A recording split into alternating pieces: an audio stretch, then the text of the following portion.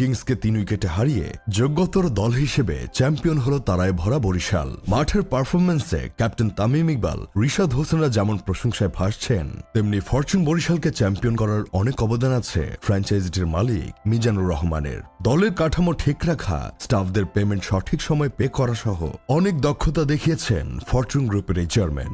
বরিশালের প্রভাবশালী ব্যবসায়ী সংগ্রামী জীবনের গল্পটাও বেশ অনুপ্রেরণামূলক। বরিশালের প্রত্যন্ত অঞ্চল থেকে তিনি উঠে এসেছেন। তিনি যখন গ্রামে স্কুলে যেতেন তখন কোনোদিন জুতা পায়ে যেতে পারেননি, জুতা হাতে নিয়ে যেতে হয়েছে। তিনি অতটা ভালো ছাত্রও ছিলেন না যে একেবারে পাশ করে যাবেন। আবার আলাদা করে শিক্ষক রাখার সামর্থ্য তার বাবার ছিল না, আর গ্রামে তখন বিদ্যুৎ ছিল না। কুপি বা হারিকেন জ্বালিয়ে পড়াশোনা করতে হতো তাদের। মিজানুর রহমান অনেক ছোটবেলা থেকেই ইম্পোর্ট ব্যবসা শুরু করেন। সেটা ছিল 1996 সাল। তখন অনলাইন এত শক্ত ছিল না। চিটাগাং শহরে 2টো শপ ছিল, সেখানে গিয়ে অনলাইনে অর্ডার করতেন তিনি। তখন চাকরির পাশাপাশি ডোর লক এবং অ্যাক্সেসরিজ ইম্পোর্ট করেন মিজানুর রহমান।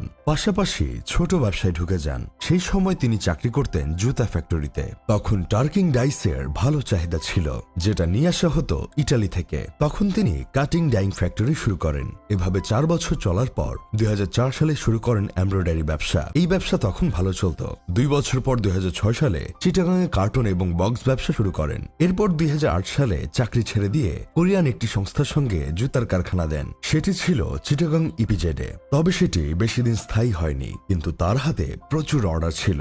সেগুলো অন্য একটি প্রতিষ্ঠানকে দিয়ে তিনি বরিশালে চলে আসেন। 2010 সালে 14 মার্চ মিজানুর রহমান বিসিকে জমি নিয়ে ফ্যাক্টরি শুরু করেন। জনবল ছিল মাত্র 472 জন। সেই কারখানা জুতা এখন রপ্তানি হচ্ছে ইউরোপ, আমেরিকা সহ বিভিন্ন দেশে। তাদের বার্ষিক লেনদেনের পরিমাণ 800 কোটি টাকার বেশি। এশিয়ার সেরা 200 প্রতিষ্ঠানের তালিকায় জায়গা করে নিয়েছে ফরচুন শুজ নামের এই পাদুকা কোম্পানি। প্রতিষ্ঠানটির কৃতিত্বের গল্প উঠে এসেছে যুক্তরাষ্ট্রের ব্যবসা বাণিজ্য বিষয়ক সাময়িকী ফোর্বসে।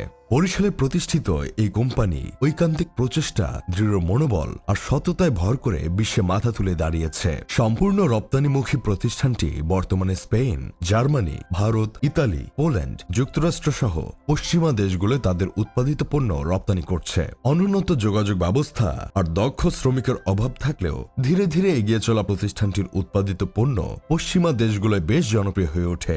এর ধারাবাহিকতায় সম্পূর্ণ রপ্তানি নির্ভর এই প্রতিষ্ঠান 2015 সালের 14 জানুয়ারি পাবলিক লিমিটেড কোম্পানিতে রূপান্তরিত হয়। বর্তমানে প্রতিষ্ঠানটিতে 14,000 জনবল কাজ করছে। ফরচুন কোম্পানির চেয়ারম্যান মিজানুর রহমান 2018 সালে দেশের শ্রেষ্ঠ তরুণ শিল্পোদ্যোক্তা হিসেবে পুরস্কার পেয়েছেন।